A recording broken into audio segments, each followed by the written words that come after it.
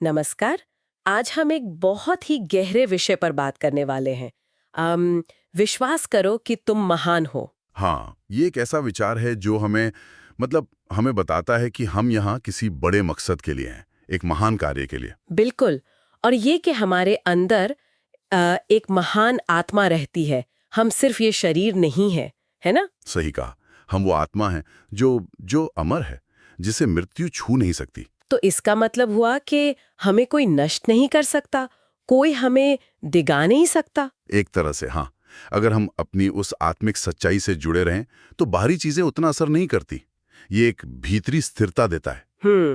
और इसी से जुड़ा है ये विश्वास कि हम कभी अकेले नहीं हैं। कई बार लगता है ना जैसे बिल्कुल अकेले पड़ गए हों। हाँ, बिल्कुल लगता है। चाहे हम जंगल में हों, नदी किनारे या अपने कमरे में ही क्यों ना हो। लेकिन स्रोत कहता है कि तब भी वो सर्वशक्तिमान, वो परमात्मा हमारे साथ है। हाँ, हर पल, यहाँ तक कि जब हम सो रहे होते हैं, गहरी नींद में होते हैं। अच्छा, सोते हुए भी? हाँ, तब भी वो परम प्रभु, वो अनंत पिता हमें जीवन दे रहे होते हैं। वो चाहते हैं कि हम महान बने, चिरायु बने, मतलब अपनी उस अमर प्रकृति को पहचाने। तो फिर किसी भी हालत में खुद को अकेला या बेसहारा नहीं समझना चाहिए। बिल्कुल नहीं। सोचिए, जब वो जो सहायकों का भी सहायक है, राजाओं का राजा, वो परम शक्ति हमारे साथ है, तो फिर निराशा कैसी, असहाय क्यों महसूस करना? ये सुनने में तो बहुत हिम्मत मिलती है। पर एक सवाल है। पूछे। मान लीजिए सच में सारी दुनिया की ताकतें, विनाश करने वाली शक्तियां ही हमारे खिलाफ हो जाएं। ऐसा महसूस होता है कई बार। हाँ, ये एक स्वाभाविक प्रश्न है। स्रोत इस पर कहता है कि अगर परम पिता, वो परम शक्ति हमारी रक्षा कर रही है और वो हमेशा साथ है, तो विश्वास रखिए कोई हमारा बाल भी बांका नहीं कर सकता। ये भरोसा रखना होगा, अंतिम सुरक्षा वहीं से है। ठीक है, ये तो हुई बाहरी खतरों की बात, लेकिन कई बार हम खुद ही अपना आत्मविश्वास खो देते हैं। यहाँ आत्मसमर्पण की बात भी आती है।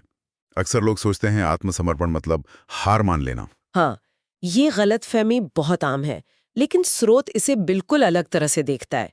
परमात्मा को आत्मसमर्पण करना आत्मविश्वास खोना नहीं है। नहीं, तो फिर क्या है? ये तो बल्कि आत्मविश्वास की पराकाष्ठा है। सोचिए, जब हमने खुद को उस सबसे बड़ी शक्ति को सौंप दिया, उसके विधान पर भरोसा कर लिया, तब डर कैसा? हाँ, तब तो पूर्ण आत्मविश्वास होना चाहिए कि अब हम उस महान के साथ एक हो गए हैं, हम महान बन गए हैं, हमें कोई भय नहीं रहा। अरे वाह, ये तो बिल्कुल अलग नजरिया है। आत्मसमर्पण कमजोरी नहीं बल्कि शक्ति पाना है। यही सार है। वो कहते हैं ना, तुम महान से मिलकर महान बन गए, यह विश्वास करो।